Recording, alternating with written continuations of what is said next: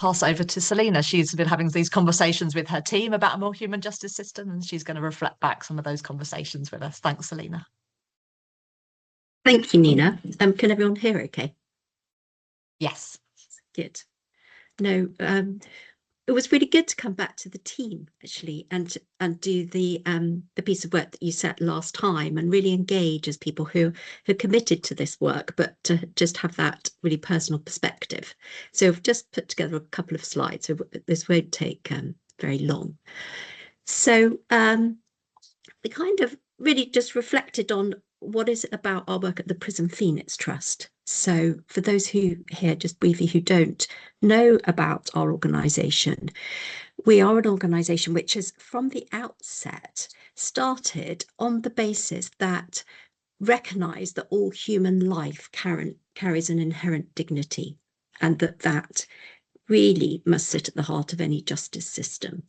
But in many ways, the Prison Phoenix Trust approach has always been to really work closely with individuals.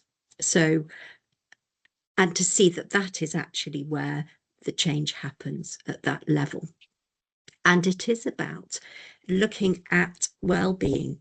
So, you know, mental, physical, and also spiritual. And it's really wonderful to hear those reflections from other people. And, you know, I think a lot of what Alison was saying is actually there's that spiritual dimension which sort of is between things, but so powerful. And we do this through, we see that yoga and meditation, self-reflection are actually pathways that people can really connect with that real beauty within themselves.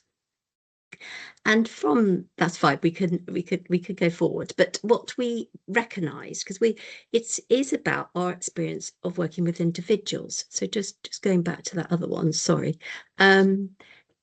At any one time, we're actually in touch with around 5,000 people, and those people write to us and they share things, but like Jacob was saying, but in a different format. People who actually really open up to their vulnerability and share where they're at, and it gives them a space to actually start to see beyond the struggles to actually starting to feel their life matters and setting goals through the written form.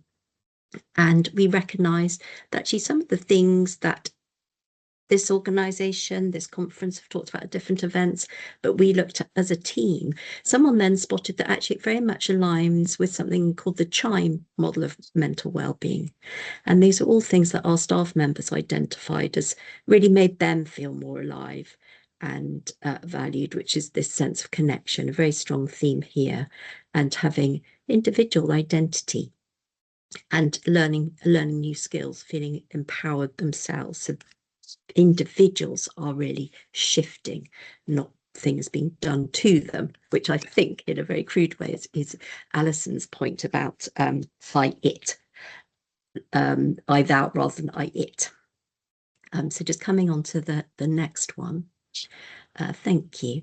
And so we thought, well, maybe there is something like a blueprint type recommendation that we were kind of coming towards, and that parts of that would be that it really prioritizes connection.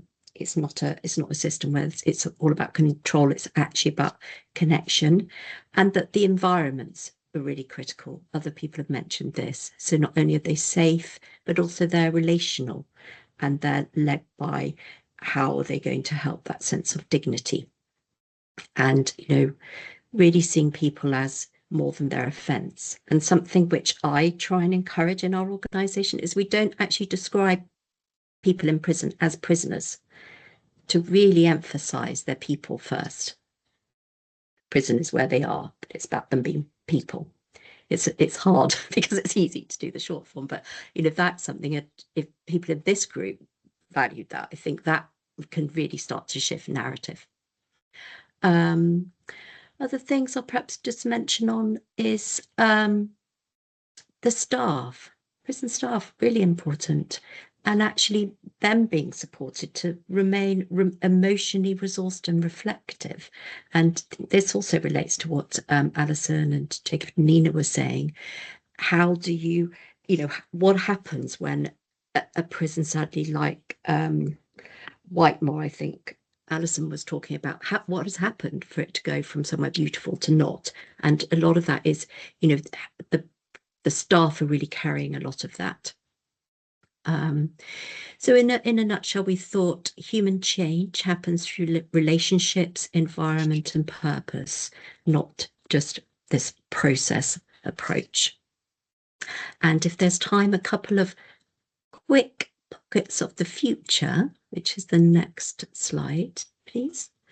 Yeah, the team highlighted the therapeutic communities that exist. So Grendon is quite near where our office is, and elements of this were felt to really support some of these values that the team recognises: community-based living, where actually people sign up to shared responsibility and there's accountability, and that the environments are designed and interventions are there which really encourage that reflection and connection. And one of the standouts as well is social days. So how to foster reintegration into the wider community, invite community in, give people a space to connect, talk, reflect, and often some expressions of remorse come through there, but it comes organically.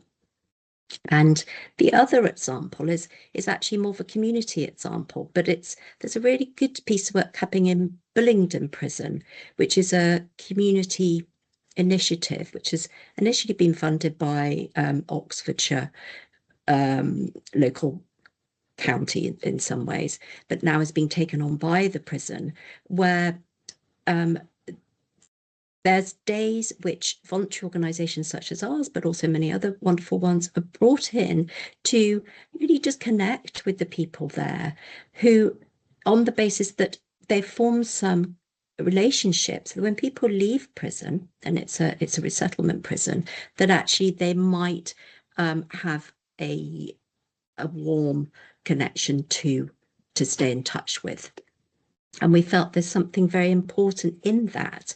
And there's also an example of something happening also within Oxford, which is organised by a charity called Jungle, where actually they're integrating art alongside supportive services like rehab and AA groups and NA groups, and it's just part of the community. And so we felt that something where that, if things like that could be more this future vision of the justice system, that it's not such a cut-off point between prison and then going into the community, that there's much more of a phase where there's a real sense of support, but in a quiet way, so that people aren't labelled, then people might have more support to really continue some good things that might have started within a prison environment, that sense of connection and feeling valued and feeling supported, that would be more blended into onward life. So those were the two highlights that the team came up with.